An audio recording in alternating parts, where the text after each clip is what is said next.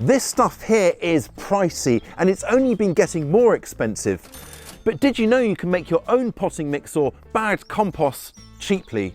There are just 3 ingredients in these. You can mix them in 3 minutes and your plants will love it. And the ingredients these use can either be found right here in the garden or at any garden centre. Let's get started.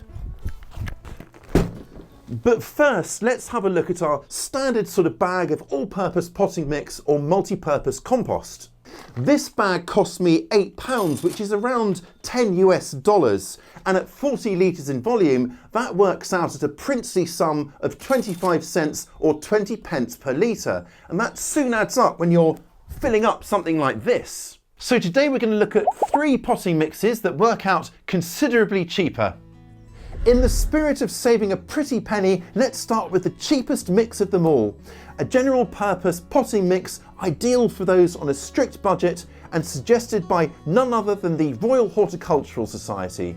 It's ideal for bigger or longer living plants such as trees, shrubs, fruit bushes and perennial flowers. But the best bit is it could cost you next to nothing or even nothing at all, and we'll be looking at a mix for slightly younger plants in a bit. The bulk of this budget-busting mix is simply garden soil, which I'm taking from several spots around the garden so I don't leave a big old hole in one place. Now, soil will help to add sort of stability and weight to the mix, which will be really invaluable for plants that are going to be growing in the same container for multiple years. Do get your soil from an area that isn't covered in weeds, so it hasn't got weed seeds in it, and definitely avoid areas with perennial weeds because those can be quite hard to get rid of.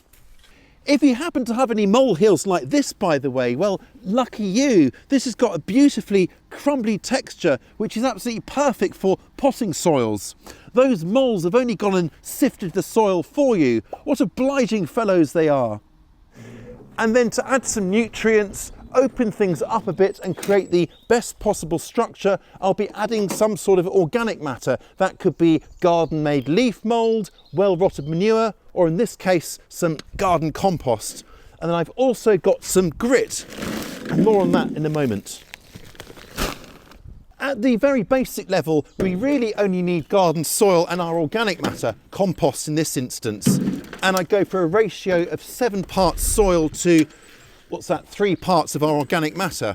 However, my soil, as you can see here, is very kind of heavy, claggy and clayey, so it doesn't drain very well. So to get around that, what I'm going to do is I'm going to drop the soil element down 1 part to 6 and then replace that with 1 part grit to help with drainage. On the flip side, if you've got very free draining sandy soil that dries out a little bit too quickly, then you might want to swap out 1 part of your soil with just 1 part more of your organic matter, your compost or your manure. So you would have 6 parts soil and 4 parts organic matter. Great, we're all done. Let's give it all a good mix in together. Now, I'm going to put the cost of this on the screen now, and the cost to me is just the grit that I've added. And that brings the total cost per litre to just 9 cents or 7 pence, an absolute bargain. And if you're not using the grit, then, well, this has the potential to be absolutely free. I've got some salad here, some lettuce to make a point. These cost the same, but this is 1/3 the weight of this. And it's exactly the same for pre-made potting mixes. You're paying for convenience, but as I hope I'm showing today, it really doesn't take that much effort to make your own. And that's especially the case for our next mix, a seed starting mix. This achingly straightforward mix uses just 3 ingredients. Now the bulk of this is going to be this stuff here, coconut fibre or coir. This is a byproduct of the coconut industry. It's simply the husks that have been shredded into this kind of really fine and rather beautifully crumbly texture. What's really great about this stuff is it's completely light and very sterile. And that's really good because our seedlings are quite vulnerable at such a young stage. And that means if it's sterile, there'll be less risk of things like fungal diseases, molds, or fungus gnats on the soil. You could potentially use your own sifted garden compost, but I just prefer to use this stuff because I know it's lovely and clean. My other two ingredients are perlite and vermiculite, and both offer good advantages. Perlite is, would you believe it, volcanic glass, and it's a bit like popcorn. It's heated up, and then explodes into this really lightweight, almost polystyrene-like consistency. Now this stuff is sterile as well, and it's great for opening out a mix because it's so lightweight. It helps with drainage, so we're going to be including some of that. Vermiculite is also lightweight and sterile, and also made by heating something up. In this case, a naturally occurring mineral called magnesium aluminium iron silicate, or aluminum for our American friends. It doesn't exactly trip off the tongue, does it? But come in closer and let me show you why it's worth including. Its texture is very much like kind of layers of flaky pastry, and those layers will really help to hold on to moisture and nutrients. So while our perlite here will help to open out the mix and help it drain, the vermiculite will help to hold on to a bit of that moisture. We want a nice balance of both. So let's start with 7 parts by volume of sifted or sieved coir. Now, the reason I'm sifting it is just to remove any kind of longer bits of strands that will get in the way when we're trying to sew. Won't cause any harm, but just makes it a little bit fiddlier. This can just go into the bottom of pots or something, or makes a nice little go-to. What do you reckon? Anyway, on to the next thing, which is 2 parts by volume of perlite.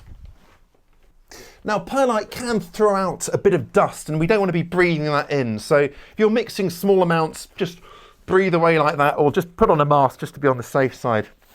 It doesn't really matter what you use to measure out your ingredients, so long as you are consistent with your measuring apparatus. And then finally, 1 part of our vermiculite. Right, now I'm just going to give this all a good mix up.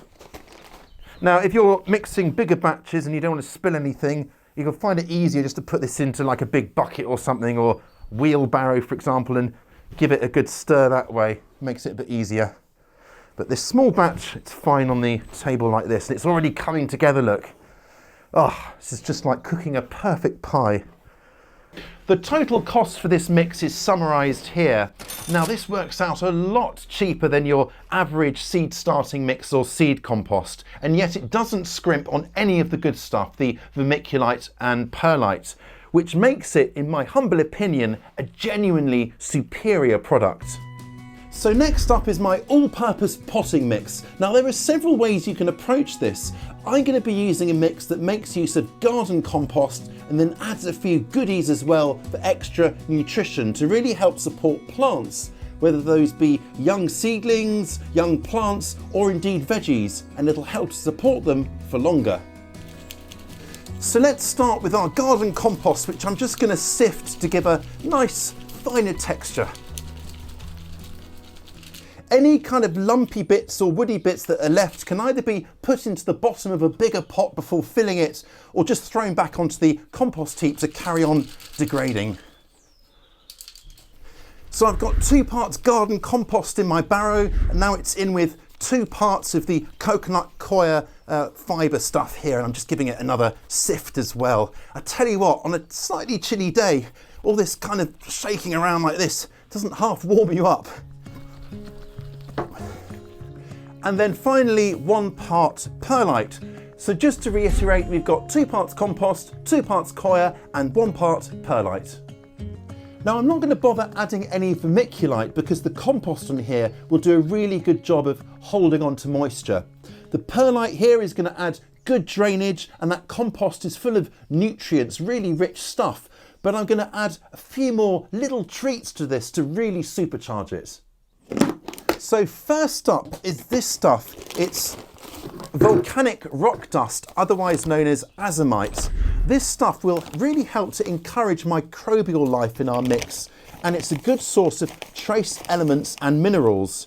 If I add a handful like that, it'll get released slowly over time and give our plants something to get their roots into. They'll really love this stuff. It's a real treat. And then the second thing I am adding, and it sort of exploded in the post on the way to me, is some worm castings. Now this stuff here is really rich, beautiful stuff, full of nutrients, full of good stuff and life, vibrancy. And along with the compost, it will help to inoculate this mix with kind of all sorts of microbial life and good stuff. So I'm going to add in basically 2 handfuls of these worm castings here. Now, if you make your own worm castings, then I would just go ahead and add even more than this. And actually, I'll link down below to our video we did with Charles Dowding, where he makes his own worm castings, so you can see how to do it very cheaply. If you can't get hold of worm castings for any reason, then try something like kelp or seaweed meal to really give your mix here a boost. I'd say it's time to get in there and mix it up. And here are the final figures for this mix. Now, the volcanic rock dust and bought-in worm castings are not cheap, but so little of them is used that it has really minimal impact on the final cost, making this genuinely outstanding mix come in at less than half the price of a pre-mixed potting mix. And just look at it, it's such beautiful stuff. This stuff is great for potting on or for container growing vegetables and annual herbs. I'm going to be using it to grow on some of my seedlings. What a joy it is to use your own homemade mix. I am sure you will find these 3 mixes really useful in your garden. Please do let me know how you get on with them in the comments below. Or for more inspiring advice and ideas, please do download the completely free abridged version of my book. It's still over 100 pages long and packed full of ideas, and you can get it simply for signing up to our video newsletter, which is also packed full of ideas. Just follow the link or the QR code over here. And Rosie and I will catch you next time.